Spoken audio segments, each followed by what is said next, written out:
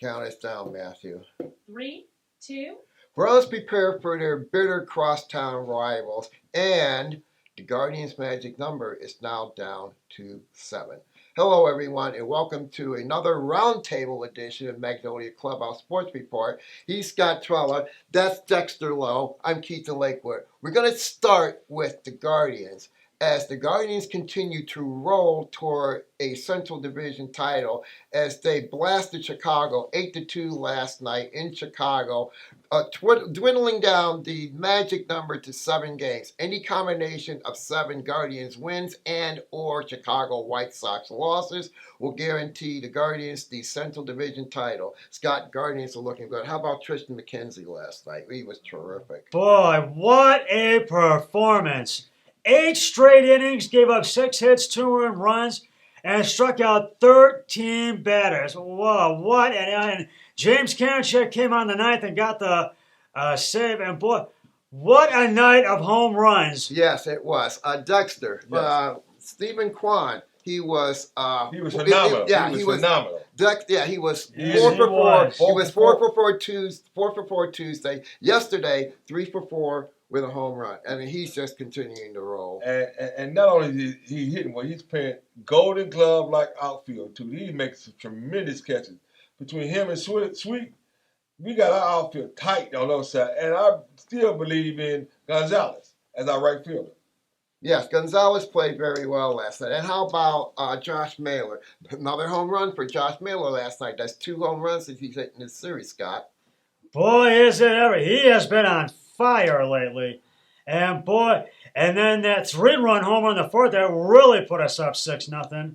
And then Naylor scoring again with a 2-run that really kind of sealed the deal for the Guardians last night. Guardians are looking for the sweep tonight as Shane Bieber's on the mound against, who is Chicago? Dexter, who is Chicago? Johnny Cueto. Okay, yes, Johnny Cueto is pitching. After this, the Guardians will travel to Texas. This is the last road trip for the Guardians.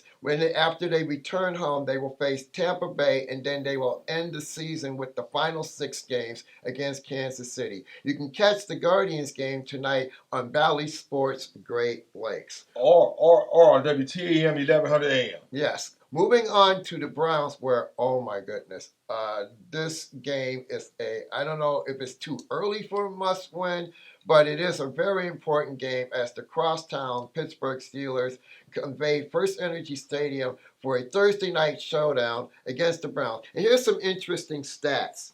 The Browns are 7-2 on Thursday night football, including a 6-game winning streak on Thursday night football. Their last win on Thursday night was in Denver, where they just romped all over the Broncos. The Browns play very well on Thursday night.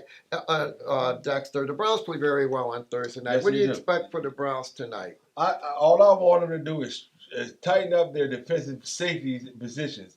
If we can tighten those positions up, I think we're going to be able to run the ball against Pittsburgh. I agree. I agree with that. Scott, I think we can run the ball against anybody in football. Scott, Dexter's absolutely right. The Browns have to tighten up on their defense. Too many gap plays.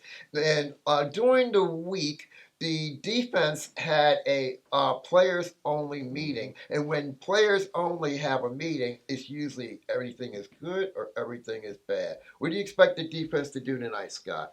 Well, they need to really put the pressure on Steelers quarterback Mitch Trubisky and the Steelers defense as well and their offense. But they really need to have – the run game could really be the outcome of this game tonight. Yeah. For both teams. And I just really feel they need – that's a big key right there. But they really need to have a really good – not only run game, but passing game in this game tonight. Well, Jacoby Brissett was pretty close to being perfect last week. And if to be quite honest, it was not the offense fault for the loss against the Jets. It was practically defense and special teams. And not only that, Pittsburgh's offensive line is really not that good. And their rushing has been, they have not been typical Pittsburgh as of late. No, they have not. And Scott, well, as far as the Browns are number one in rushing in the league. So Yes, they are. you would expect for the Browns to continue their rushing attack. Yes, I do. I expect them to continue their rushing attack, and to really just keep that rush going, and really keep the Steelers from getting into the end zone. And they need to do well in the red zone as well, the Browns. And Javon Clowney has been ruled out for tonight's game with an ankle injury, but Myles Garrett, Joe Patonio, and Jack Conklin are going to play tonight. And Stefanski feels that the Browns are ready for this game tonight, and do expect to see Browns quarterback Jacoby Brissett connect and targeting Amari Cooper. Yes, Amari Cooper had 11 catches in last week's game. He had his first 100 yards game in last week's game, including a touchdown catch in that game last week. So, however, as I said, Stefanski needs to really tighten up on his game management. Stefanski, as a coach, so far in his tenure, is 6-6, actually 7-6 in the AFC Central, including a playoff win against the Pittsburgh Steelers in 2020. So for Stefanski, it's also he needs to tighten up on his not only his game management but also his clock management. And guys, I have a question. I have a question for you. In last week's game, who was responsible for the loss? Was it the defense? Was it Stefanski? Was it Joe Woods? Or was it Brownie the Elf? I feel it was the defense by far. And I agree, Scott, and I agree, Jake. And let me say this to you. It was the poor miscommunications of the defensive that didn't get in the right seat. As you saw, Ward pass that wide receiver off to the safety and wasn't nobody back there.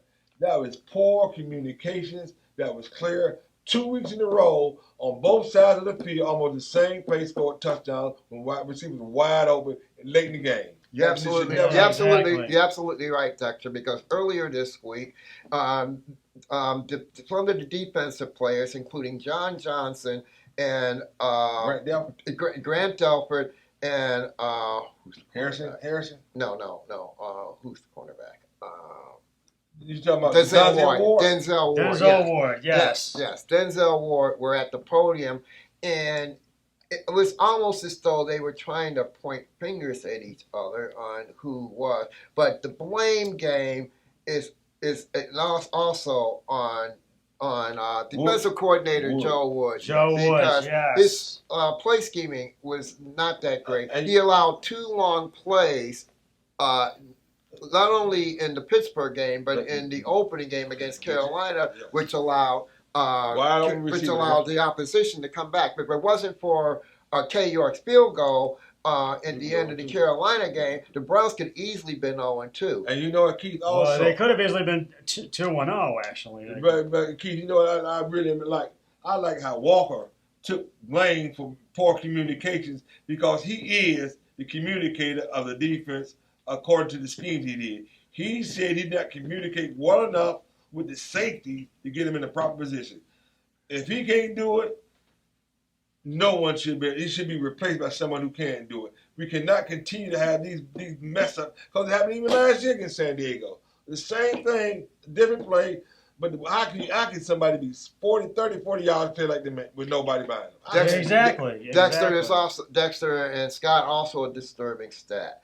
The Browns are dead last in the league. They allowed 35 tackles to be broken, which is dead last in the National Football League. You cannot let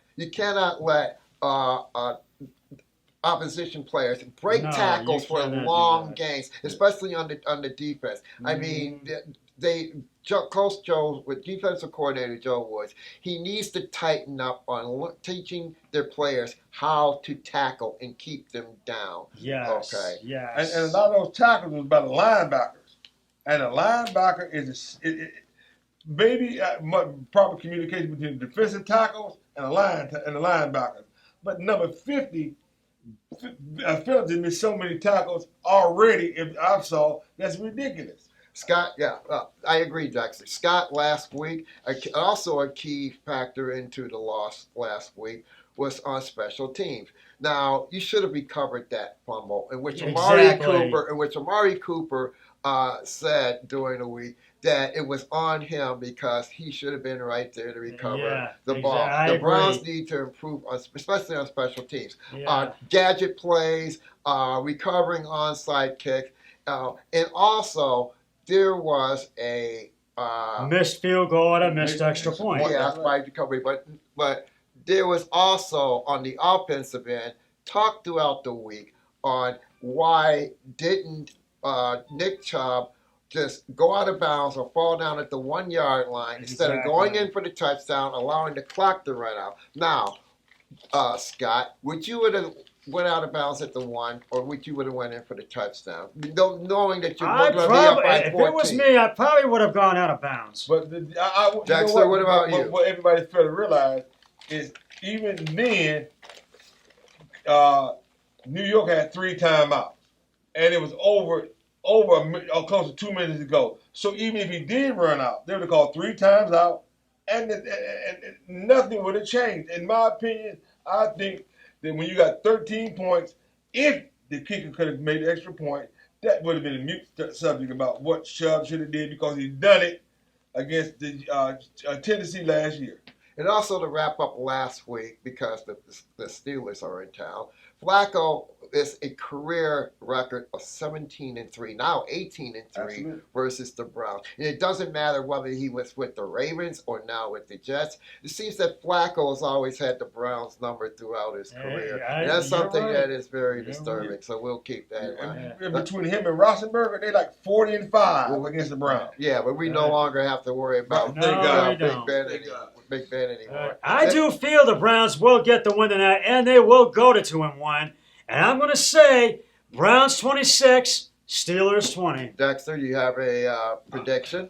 You know what? I'm so afraid to predict this game because my respect I have for the Steelers, who I can't stand. But I'm gonna ride along with Scott. I'm gonna go 26-20 also. Steelers are favored by 4.5. I take the Browns in the points. I think the Browns will win, but it may take a field goal by K. York to win this game. However, if the Steelers play poorly, you may expect their first round draft pick, Kenny Pickett, to play. And the chances are that I've heard from Coach Tomlin that if Trubisky is struggling tonight, you may see Kenny Pickett in tonight's game. So we'll keep an eye on that. Yes, Tonight, we will. you can catch tonight's game at 8 p.m. on News Channel 5, WEWS. And on Amazon Prime as well. Yes. But locally, you can catch the game on WEWS Free Channel TV. 5. Yeah. Well, that's the final buzzer. I'm KIL. That's Scott Trella. That's Dexter Lowe. And Scott, ended as we always let me say one do. thing. Oh, Go Guardians. yes, Guardians. Yeah, that's true. Go Guardians tonight. So. Yes, indeed. And as I always say, always remember, be a team player each and every day in every way possible. So long, everybody. 3, 2, 1. We're done. Good job. Good job. Good job, Keith.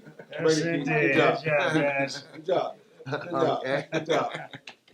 Yeah, I'm riding with you 26-20, y'all. Yes. Scott. I want to say 40-0, but I don't think that's Because the right. Browns are favored by 5 No, I just points. no. Oh, I they just changed told it. you. Steelers are favored by 4.5. Okay. Yes, the Steelers are favored by 4.5. That's why I just said I'll take the Browns. I'll take the Browns plus 4.5. Yeah, I'm going with the Browns too. Yeah. I'm over the Browns straight out winning. Yeah. And now you've got my Thursday night pick and my score prediction. You've got it. Okay. And I'll give you the rest early Saturday evening. Yeah. Well, let's see. Last week in the football picks, Kevin and I both went 10. Kevin and I both went 10-6.